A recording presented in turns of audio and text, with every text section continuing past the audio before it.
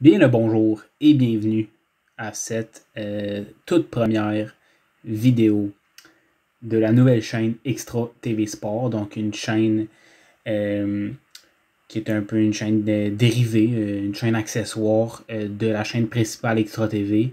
Bien content de vous accueillir dans cette nouvelle communauté aujourd'hui. Donc, c'est ça, cette chaîne va servir à présenter des vidéos relatives au sport. Aujourd'hui, on va commencer avec une tier list concernant les équipes de la Ligue nationale de hockey. Donc, on a 6 catégories. Et là, on est à la date limite des transactions qui s'est faite il y a 3 jours à peine. Et donc, on est en mesure de savoir quelles équipes sont bien bâties pour se rendre le plus loin possible. Le but primordial étant de remporter la Coupe Stanley. On a donc 6 catégories, comme je le disais auparavant. Premièrement, les sérieux prétendants à la Coupe Stanley. Donc, ceux vraiment qui sont les favoris pour remporter la Coupe, qui ont vraiment les meilleures équipes, selon moi, les mieux bâties, solides autant dans les buts qu'à la défense qu'à l'attaque. Ensuite, on a les vainqueurs possibles, donc ceux qui devraient normalement faire les séries, selon moi, encore une fois, et qui n'ont peut-être pas des équipes aussi solides que dans la première catégorie, mais qui pourraient tout de même surprendre et remporter les grands honneurs parce qu'ils ont une équipe tout de même assez raisonnable. Ensuite, troisième catégorie, elle porte bien son nom, dans les séries, mais that's it. Ça veut dire que c'est une équipe qui, je crois, devrait faire les séries, mais qui n'aura pas un parcours étincelant dans ces séries. Et donc, elles vont faire un petit bout de chemin en série et ensuite être éliminées sans plus. Ensuite, on a tout juste en dehors des séries, donc c'est des équipes qui vont être très près de faire les séries de justesse, mais qui vont les rater. Et donc, ces équipes-là vont se placer dans cette catégorie. Ensuite, on a au revoir à la saison prochaine. Donc ça, c'est simple, c'est les équipes qui sont pas trop dans le fond du classement, mais pas proche de faire les séries non plus. Donc, seulement une saison à oublier pour eux. Au revoir. Et finalement, la dernière catégorie, premier choix au repêchage. Donc, des équipes qui sont vraiment dans les fins fonds du classement et qui auront peut-être la chance d'avoir le premier choix au repêchage cet été. Donc, commençons sans plus tarder. Je rappelle que je vais essayer d'être le plus objectif possible. C'est sûr que j'ai des équipes favorites, des joueurs favoris, mais je vais tout de même tenter d'être le plus objectif possible. On commence donc avec les Ducks d'Anaheim. Anaheim, malgré des jeunes prometteurs, c'est une saison difficile, tout en bas de la division Ouest. Donc, vraiment dans le fin fond du classement, ça sera donc un premier choix au repêchage pour les Ducks d'Anaheim. Voilà, Maxime Comtois, Sam Steele, Troy Terry, qui se développe bien, semble-t-il. Mais c'est ça, c'est vraiment cette année, c'est vraiment loin d'être... c'est vraiment loin d'être assez pour être plus haut à ce moment-ci. Les Coyotes de l'Arizona, ensuite, on a une équipe qui bataille en ce moment avec les Blues de Saint-Louis dans la division Ouest pour faire les séries. Mais je crois que les Blues vont avoir l'avantage d'ici la fin de la saison. Et donc, pourquoi les Coyotes vont aller tout juste en dehors des séries. Je pourrais me tromper parce que les Coyotes ont relativement une bonne équipe, des joueurs assez surprenants. Je pense entre autres à Garland, à Jacob Chychrun en défense, Phil Kessel qui ralentit pas. Mais je crois qu'ils vont quand même rater les séries. On a ensuite les fameux Bruins de Boston. Les Bruins qui ont un noyau vieillissant. Je pense notamment à Bergeron Marchand. On a Krug qui est parti. On a Chara qui est parti. On a Rask qui est vieillissant. Alak qui performe pas comme on le voudrait. Mais bon, je pense qu'on ne peut pas niaiser non plus avec les Bruins. Là, c'est toujours une équipe qui va être menaçante, je crois, en série. Ben, en ce moment, je parle. Là. Et donc, en ce moment, ils sont dans le portrait des séries et je crois qu'ils vont y rester. Et même qu'ils peuvent aspirer aux grands honneurs, pas comme sérieux prétendants, mais il ne faut pas prendre à la légère les Bruins de Boston. Ils vont dans les vainqueurs possibles, selon moi. Et à la suite des Bruins, on peut remarquer que c'est les Sabres de Buffalo. Je ne sais pas si vous connaissez l'histoire des Sabres cette saison, mais ça ne va pas trop bien. Je pense que c'est 17-18 défaites d'affilée, quelque chose comme ça, un record de concession, bref. C'est vraiment pitoyable. On s'est repris un peu du côté des Sabres, là, mais vraiment, on est dans les bas-fonds du classement, tout dernier de la Ligue, en fait. Et c'est aisément que je les place dans le premier choix au repêchage. Ensuite, on a les Flames de Calgary. Flames de Calgary, on avait quand même d'autres attentes par rapport à eux au début de la saison. L'ajout de Jacob Markstrom dans les buts, très, très bon gardien de but, qui est coup-ci coup-ça, disons, depuis le début de la saison. Sinon, Tanev en défense. Donc, vraiment des additions qu'on pensait qu'ils allaient propulser les Flames plus haut. Ce n'est pas le cas. Ils sont présentement pas dans les séries dans la division canadienne. Je ne crois pas qu'ils vont faire les séries parce qu'ils ont quand même beaucoup de retard sur Montréal. C'est donc un au revoir pour les Flames. Ensuite, les Hurricanes de la Caroline. Une équipe assez jeune, mais bien balancée avec des vétérans. Je pense entre autres à Trocheck, Aho, Martin Necas à sa deuxième année dans la Ligue nationale. Un joueur très étincelant, très bon duo avec Aho présentement. On a Teuvo Teravainen qui est blessé présentement. On a Jordan Staal, le capitaine. Dougie Hamilton, Jacob Slavin à la défense. Vraiment une équipe très talentueuse. Petit bémol, ça serait dans les buts. Reimer, Mrazek, Nedeljkovic, le jeune. C'est peut-être pas ce qui est le plus rassurant comme trio de gardiens de but. Mais jusqu'à maintenant, dans la saison, ça tient très bien. Et ça compétitionne même avec le premier rang de la division centrale avec le Lightning de Tampa Bay, les champions en titre. Donc, je crois que s'ils sont capables de compétitionner durant la saison régulière avec les champions en titre, selon moi, cette année, les Hurricanes sont des sérieux prétendants. Ils ne sont peut-être pas les plus fameux des sérieux prétendants, mais selon moi, une équipe qui mérite d'avoir sa place dans les sérieux prétendants. Ensuite, les Blackhawks de Chicago. Je m'attendais honnêtement à rien des Blackhawks en début d'année. Avec les blessures de Doc, de Taze. Mais il faut dire que Patrick Kane a été fabuleux jusqu'à maintenant. DeBrincat aussi. Kubalik une bonne saison. Donc les Blackhawks ont surpassé mes attentes. Cependant, je crois que dans la division centrale, les Predators vont garder leur 4e place pour accéder aux séries. Et donc, je crois que ça va être de justesse que les Blackhawks vont rater les séries. C'est pourquoi je les mets avec les Coyotes tout juste en dehors des séries. Ensuite, l'Avalanche du Colorado. Quelle équipe! Une équipe spectaculaire à avoir joué. Qu'on a mis comme favori. Plusieurs ont mis comme favori pour remporter la Coupe Stanley. Et je suis assez d'accord avec ça. La Perfection Line avec Nathan McKinnon, un joueur étincelant, Rantanen, Landeskog. On a également d'autres très bons trios avec Kadri, Sad, Donskoy, Burakovsky. La profondeur, défensive jeune mais efficace. Samuel Girard, le Québécois, qui fait une job excellente. Cale Makar, quel joueur, un de mes défenseurs préférés dans la Ligue nationale. Donc vraiment, jusqu'à maintenant, l'Avalanche répond à nos attentes. Premier de la division Ouest en ce moment. Et vraiment, sans aucune hésitation, sérieux prétendant à la Coupe Stanley. Blue Jackets de Columbus, on a ajouté Max Domi, on a ajouté Patrick Laine durant la saison avec un échange avec Pierre-Luc Dubois. Ça ne semble pas fonctionner parce que les Columbus sont loin des séries. Ils déçoivent cette année. Donc, ça va être un au revoir à l'année prochaine pour les Blue Jackets. Stars de Dallas sont un peu dans le même bateau que les Blackhawks de Chicago, dans le sens qu'ils tentent de rattraper les Prédateurs pour la 4e place de la division centrale.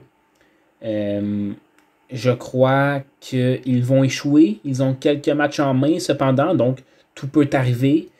Mais blessure à Ben Bishop, à Alexander Radulov, je crois que ça va être une pente trop difficile à remonter pour les Stars.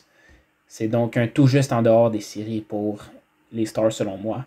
Eux qui, le rappel, ont été les finalistes à la Coupe Stanley cet été dans les séries COVID. Je ne crois pas que ça se reproduira cette année. On passe maintenant aux Red Wings de Détroit.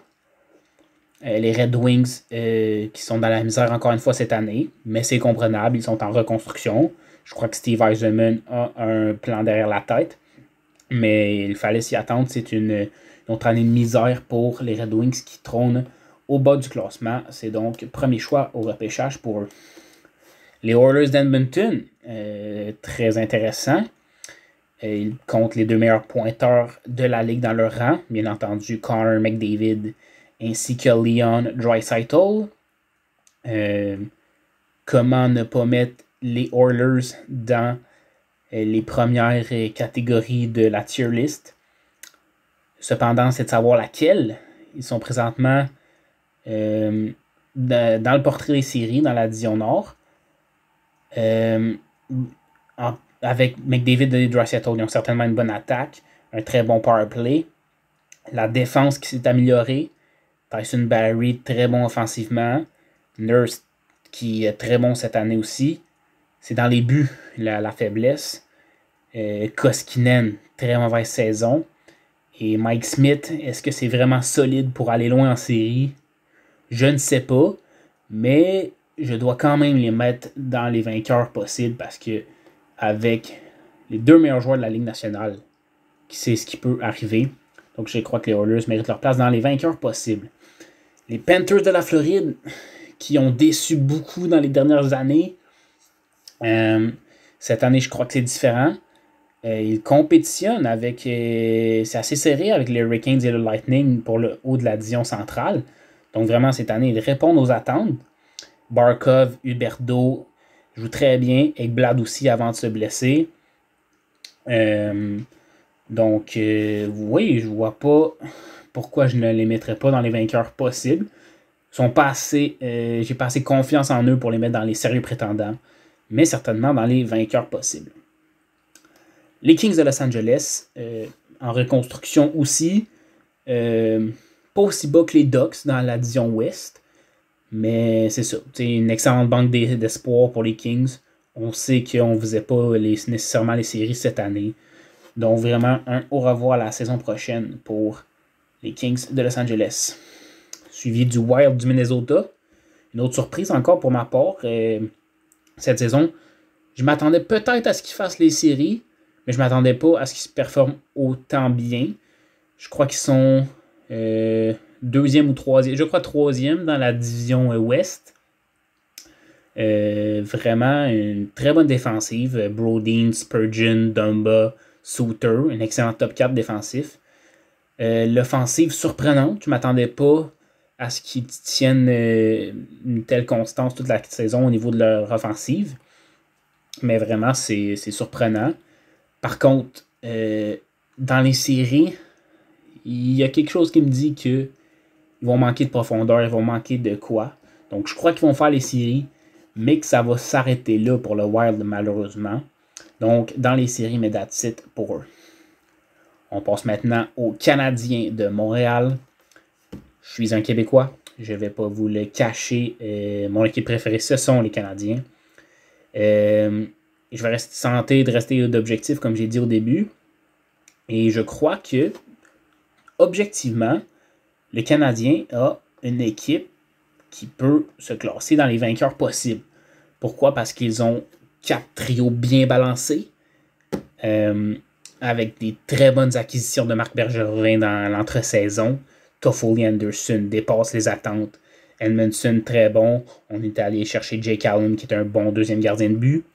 Et aussi, on a le facteur Carey Price dans les séries, qui, sa réputation le précède, est excellent dans les séries, un vrai véritable rempart dans les séries. Les Pingouins y ont goûté cet été. Donc oui, sincèrement, je crois que le Canadien a sa place dans les vainqueurs possibles. Jeff Petrie, une très bonne saison en défense aussi. On s'est rajouté de la profondeur à la défense, notamment à la date limite des 100 transactions, en plus d'ajouter Rick Stahl. Donc ouais, vraiment, je ne regrette pas mon choix. Je suis confiant de mon choix que les Canadiens sont des vainqueurs possibles à la Coupe Stanley. Prédateurs de Nashville, maintenant, j'en ai déjà un petit peu parlé. Ils sont 4e dans la division centrale, donc ils sont dans les séries présentement. Mais un peu comme le Wild, j'ai pas vraiment confiance en eux pour faire un parcours très long en série. Faut dire qu'ils vont sûrement affronter les Hurricanes, les Panthers ou le Lightning. Donc, je ne leur donne pas beaucoup de chance pour passer ces équipes-là. C'est donc dans les séries, mais that's it pour les Prédateurs. Les Devils du New Jersey, on s'entendait à rien de spécial de leur part. C'est pas mal ce qu'on a, rien de spécial. En reconstruction aussi, pas mal. Ils ont des bons jeunes. Ils sont pas dans les fins fonds du classement tant que ça. Pas comme Buffalo, Détroit ou les Ducks. Donc c'est un au revoir à la saison prochaine pour les Devils. Les Islanders de New York maintenant, coachés par l'excellent entraîneur Barry Trotz. Une équipe assez stable aussi, assez équilibrée à tous ses niveaux, dans tous ses trios en attaque, je parle, et même en défense, une défense très sous-estimée avec Pollock et Leddy, un bon duo de gardiens avec Sorokin et Varlamov. Donc vraiment les Islanders qui sont constants dans les dernières années, je crois qu'ils peuvent se classer dans les vainqueurs possibles. Parce que, comme ils l'ont prouvé dans les dernières années, ils peuvent se rendre loin en série. Et je crois que c'est encore ce qu'ils risquent de faire cette année. Du moins, ils vont se rendre en série, ça c'est à peu près certain. On passe ensuite à l'autre équipe de New York, les Rangers. Eux, ça va un petit peu moins bien. Ils bataillent pour rejoindre les Bruins dans la division Ouest. Mais comme je l'ai dit plus tôt, je crois que les Bruins auront gardé leur 4e place dans la division Est. Et donc que les Rangers vont rater les séries. Toutefois, je pense que ça va être de peu parce que, encore une fois, Panarin, un joueur exceptionnel dans cette équipe-là. Zibanejad qui avait une mauvaise début de saison, mais là qui commence à empiler les points. Par contre, l'avenir est prometteur pour les Rangers. De très bons jeunes espoirs. Lafrenière, Kako, Colin Blackwell qui se développe bien cette année. Donc, les Rangers tout juste en dehors des séries, mais avec un futur prometteur. Une autre équipe avec un futur prometteur, c'est certainement les Sénateurs d'Ottawa. Vraiment, Norris, Tkachuk, Batterson, Stutzle, Thomas Chabot à la défense, Artem Zub à la défense aussi. Vraiment une banque d'espoir qui fait peur. Mais cette année, ils sont au fond de la division Nord. Peut-être justement par manque d'expérience. Donc, premier choix au repêchage pour les Sénateurs. Suivi des Flyers de Philadelphie, qui déçoivent cette année. Eux qui s'étaient rendus plutôt loin en série l'année passée. Qui étaient dans le haut du classement l'année passée aussi. Cette année, ça va pas mal moins bien. C'est pas dans les séries. Ça bataille avec les Rangers aussi pour se rendre... pour prendre la place de Boston, en fait, dans l'Est. Donc, les Flyers, assez décevants. Ils vont rejoindre les Rangers, donc tout juste en dehors des séries. Les Penguins de Pittsburgh, que dire des fameux Penguins, champions de la Coupe Stanley en 2016-2017. Ensuite, on pensait qu'ils étaient sur le déclin. Ils sont peut-être sur le déclin, mais il ne faut jamais sous-estimer Crosby et Malkin et Genzel. Et le nouveau gardien qui a une pas pire saison avec Tristan Jarry, Christopher Le Temps. Et donc, peut-être sont-ils en déclin, mais ils sont dans les séries présentement. Ils sont même deuxième de leur division, si je ne me trompe pas. Alors, je n'ai pas le choix de mettre les Pingouins dans le vainqueur possible. Parce qu'ils ont une autre bonne saison. Et je crois que Crosby et sa bande n'ont pas dit leur dernier mot. Ensuite, les Sharks de San Jose. Erik Karlsson qui a perdu son talent quasiment d'antan avec les Sénateurs. C'est plus le même joueur. Brent Burns qui vieillit. Couture, Hertel, Evander Kane et Timo Meier et d'autres.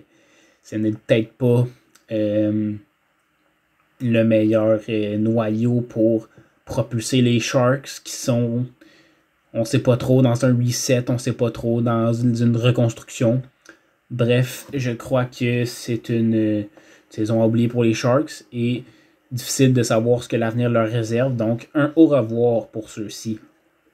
On passe maintenant aux Blues de Saint-Louis, dont la saison est ponctuée de hauts et de bas. Ils sont dans un haut présentement, puisqu'ils ont regagné la 4e place dans la division Ouest. Mais cette place n'est pas gagnée. Il y a encore des équipes qui les pourchassent à ce niveau-là. Je pense notamment aux Coyotes de l'Arizona. Donc, cependant, je pense que les Blues vont garder leur place en série. Ils ont gagné la Coupe en 2019, il ne faut pas l'oublier. Donc, encore un très bon noyau. Mais je crois que leur saison en dents de scie nous prouve que on ne peut pas vraiment leur faire confiance pour avoir un parcours étincelant en série. C'est pourquoi je les mets dans les séries, mais that's it. Cependant, les Blues, champions il y a 2 ans, ils peuvent me surprendre, c'est certain. On passe au Lightning de Tampa Bay, le champion le plus récent cet été lors des séries COVID 2020. Le Lightning qui a encore une excellente équipe qui trône au sommet de leur division avec les Hurricanes, j'en ai parlé tantôt. Et cela en l'absence de leur meilleur joueur, Nikita Kucherov. Mais même sans Kucherov, cette équipe-là est solide. Là. Brayden Point, Steven Stamkos, Victor Hedman, Andrei Vasilevski. Quel gardien! J'ai dit que Kucherov était le meilleur joueur, mais Vasilevski, Stamkos et Hedman et même Point, ça pourrait aussi être des meilleurs joueurs. Ces 5-là, c'est dans les probablement les 20 meilleurs joueurs de la Ligue nationale. Là, c'est fou comme cette équipe est bien bâtie, de la profondeur en plus. Donc vraiment, sans aucune hésitation, là, sérieux prétendant à la Coupe Stanley. Sur papier, je ne saurais dire qui de l'Avalanche ou du Lightning est la meilleure. Très serré, ces deux équipes incroyables présentement et certainement que le Lightning peut remporter les grands honneurs encore une fois cette année. Et les Maple Leafs de Toronto, qui on sait n'ont pas gagné une première ronde des séries depuis je ne sais pas combien d'années, n'ont pas remporté la Coupe Stanley depuis 1967. C'est pas facile dans les dernières années pour les partisans des Leafs, mais cette année, il faut dire que c'est prometteur. Mitch Marner et Austin Matthews, quel duo d'enfer. Quand ils jouent contre les Canadiens, j'aime pas ça, je vais vous l'avouer. C'est fou comment ces deux-là ont une chimie intense sur la glace et ils sont bien entourés. Kyle Dubas, leur directeur gérant, a fait un excellent travail. Morgan Riley à la défense. L'émergence de Jack Campbell comme des gardiens de but. On a rajouté Nick Foligno dans l'entre-saison. Pas dans l'entre-saison, à la date limite des transactions. On a rajouté Wayne Simmons. Sans oublier Zach Hyman, John Tavares, le capitaine. Nylander, bref, cette équipe-là est très bien bâtie. Et est première dans la division canadienne. Donc, les Leafs, pour moi, clairement dans les séries prétendant à la Coupe Stanley. J'espère cependant qu'ils vont une fois de plus choquer en série. Mais il y a quelque chose... en tout cas, sur papier, c'est pas ça qui est censé se passer. Ensuite, les Canucks de Vancouver, un peu à l'image des Flames. On s'attendait à beaucoup d'eux dans la division Nord. Ils n'ont pas vraiment répondu aux attentes, malgré qu'ils s'étaient rendus loin l'année passée en série. Donc, les Canucks Beaucoup de blessures qui sont pris avec la COVID présentement, des problèmes de COVID qui ont touché une très grande partie de l'équipe. Donc malheureusement pour les Canucks, la remontée va être très dure dans la division Nord. C'est donc un au revoir à la saison prochaine pour eux. Suivi des Golden Knights de Vegas, l'équipe d'expansion d'il y a quelques années, qui va être suivie par le Kraken de Seattle très bientôt. Donc Vegas, qui depuis leur entrée dans la Ligue sont dominants, des bonnes saisons, qui sont rendus en finale de la Coupe Stanley en 2018. Donc, encore une fois, cette année, ils compétitionnent avec l'Avalanche pour le premier rang de la division Ouest. Et je n'ai rien à dire. Là. Pietrangelo, très bonne addition. Chez Theodore, excellent défenseur. Pacioretty, Stone, Marchessault, Carlson, Smith, Stevenson, un centre très sous-estimé, je crois. Donc, Golden Knights méritent leur place dans les sérieux prétendants à la Coupe. Il nous reste maintenant les Capitals de Washington et ensuite les Jets. Les Capitals, c'est eux qui ont remporté la Coupe Stanley en 2018 face aux Golden Knights, lors de la première année d'existence des Golden Knights d'ailleurs. Et ils sont encore une équipe très menaçante. Première équipe dans l'Est. Ovechkin n'a pas ralenti. Backstrom, une de ses meilleures saisons en carrière. Kuznetsov, ça va un peu moins bien, mais j'ai confiance qu'il va se reprendre. TJ Oshie, toujours en feu. Ils ont rajouté Anthony Manta. Ils ont cédé beaucoup pour, mais je crois que c'est une bonne addition tout de même. Vanecek et Samsonov, un duo de gardiens jeunes, mais qui fonctionne jusqu'à maintenant.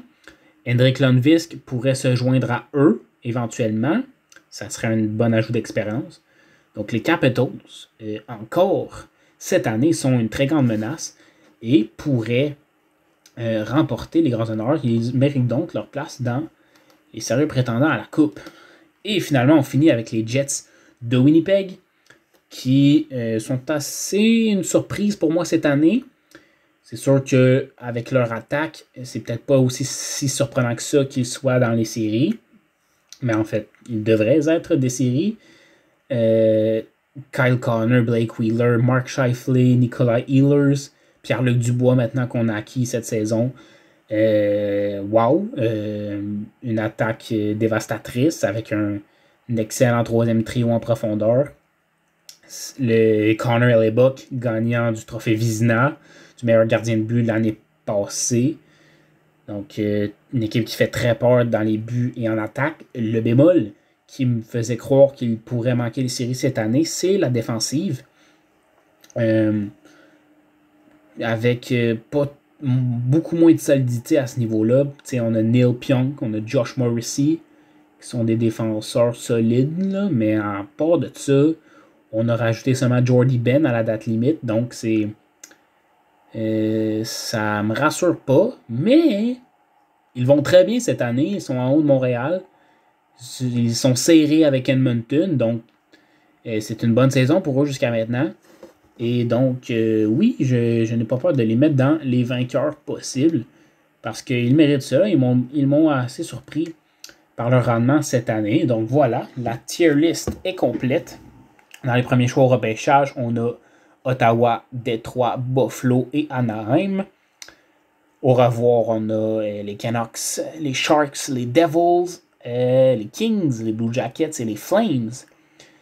Tout juste en dehors des séries, les Flyers, les Rangers, les Stars, les Blackhawks et les Coyotes. 3 équipes seulement dans les séries, mais that's it. Les Blues de Saint-Louis, les Prédateurs de Nashville et le Wild du Minnesota. Vainqueur possible, c'est notre catégorie la plus remplie, avec 7 équipes, les Bruins, les Oilers, les Panthers, les Canadiens, les Islanders, les Penguins et les Jets. Mais ceux qui sont les sérieux prétendants à la Coupe Stanley, selon moi, je le répète, ce sont vraiment les Hurricanes, l'Avalanche, le Lightning, les Maple Leafs, les Golden Knights et les Capitals. Si vous voulez mon avis encore plus pointu pour qui pourrait remporter cette Coupe Stanley dans ces 6-là, celui à qui je donne l'avantage. Toronto, avec leur instabilité dans les dernières années en série, je les élimine. Les Capitals et les Golden Knights, je crois que c'est inférieur à, par exemple, l'Avalanche ou le Lightning. Donc, je les élimine aussi. Les Hurricanes, je crois que sur papier, sont moins bons que l'Avalanche ou le Lightning. Mais j'aime vraiment leur chance, j'aime vraiment leur équipe. Je crois qu'ils peuvent être une petite surprise. Donc, selon moi, ça joue vraiment entre Hurricanes, Avalanche et le Lightning. Ce serait ma prédiction. Je sais que ça va être soit ça ne pourra pas être Caroline Lightning en finale parce que ils sont dans la même division. Donc, ça va vraiment dépendre de qui remporte cette division. Mais ça sera une show de lutte si jamais c'est ces deux-là en finale de division. Bref, ma prédiction pour la Coupe, ça va être dans une de ces trois-là. Et c'est ce qui conclut cette première vidéo de la chaîne Extra TV Sport. Très heureux de vous avoir avec nous. N'hésitez pas à vous abonner à la chaîne d'Extra TV pour des vidéos sensationnelles. Commentez, laissez-nous un like. Extra TV, c'est vraiment la nouvelle télévision. Je vous dis à la prochaine. Merci beaucoup pour votre écoute. Salut!